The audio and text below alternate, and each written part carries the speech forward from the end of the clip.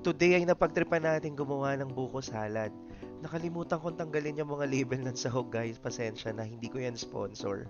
At ang mga ingredients for this ay 2 pack ng all-purpose cream, 2 lata ng fruit cocktail, 1 at kalahating lata ng condensed milk, 1 garapon ng nata de coco at kaong, at isang kasing fresh mong kinayod na buko.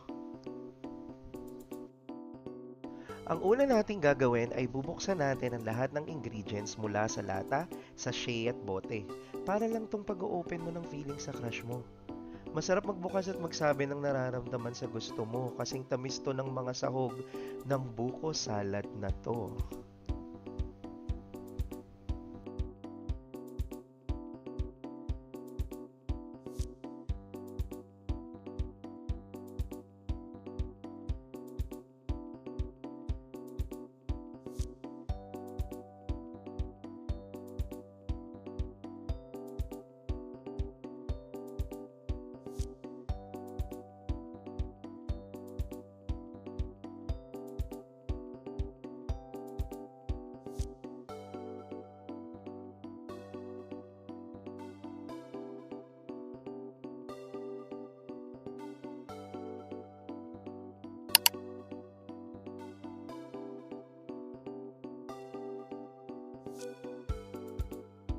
Ihanda ang salaan at lagayan ng juice ng mga ingredients na binuksan mo.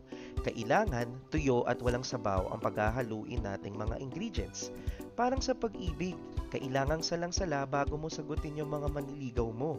Or else, ikaw din, magiging sabaw yung relasyon nyo at madaling mapanis. Baka umiyak ka lang sa bandang dulo.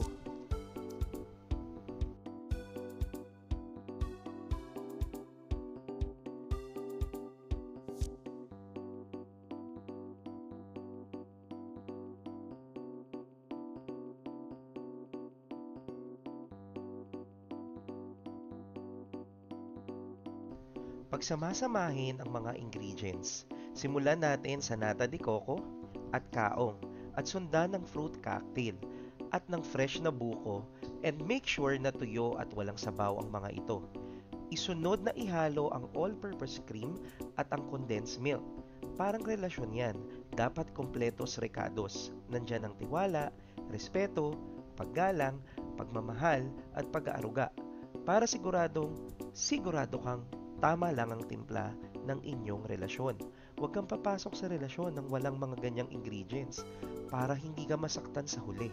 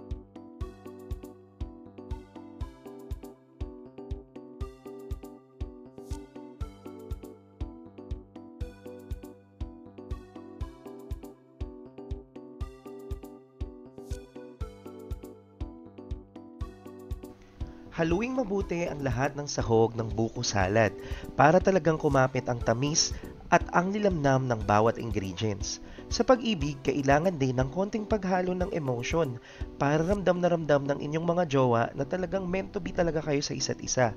Ang relasyong punong-puno ng pagmamahal ang madalas humahantong sa matagalan at masayang pagsasama.